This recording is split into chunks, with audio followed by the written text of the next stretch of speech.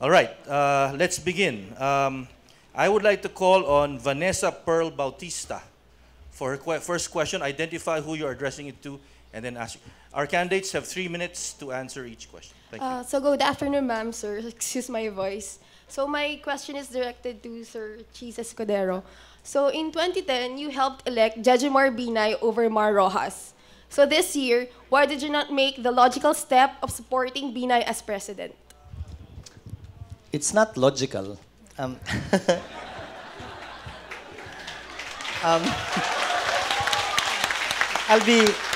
be candid with you. I supported Vice President Binay. I'm just wondering, why not ask over Lauren or why is it over Mar? But nevertheless, I supported Vice President Binay in 2010. Like many of those who voted for him as well, I don't credit his victory because of my efforts. Isa lang ako sa maraming tumulong din.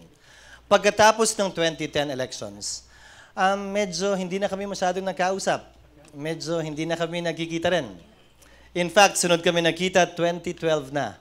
Nung tinanong ko siya kung dadalhin niya at isasama niya ako o si Senator Grace at si Senator Grace sa Senate lineup ng una dahil adopted kami ng LP noon. Sabi niya, oo. Biglang pagdating ng January, early February, nilaglag niya o tinanggal niya sa listahan ng una ako, si Senator Grace at si Senator Lauren at that time na in-adopt din ng LP. Ayaw yata niyang may kahati sa linyada niya. We have not talked also since that time except for the usual banter in social circles. But put yourself in my shoes. Pagkatapos mong marinig lahat ng aligasyon na sinabi sa Senado, bagaman hindi ako isa doon sa mga nagdidiin sa kanya o naghahanap ng testigo laban sa kanya, at matapos hanggang ngayon hindi niya masagot o sinasagot yung mga aligasyong yon, paano ko naman susuportahan siya?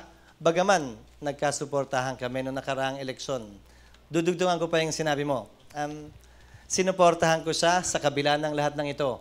Hindi ko naman alam lahat din yun eh. Sabay-sabay nating nalaman nung may lumabas na testigo sa Senado.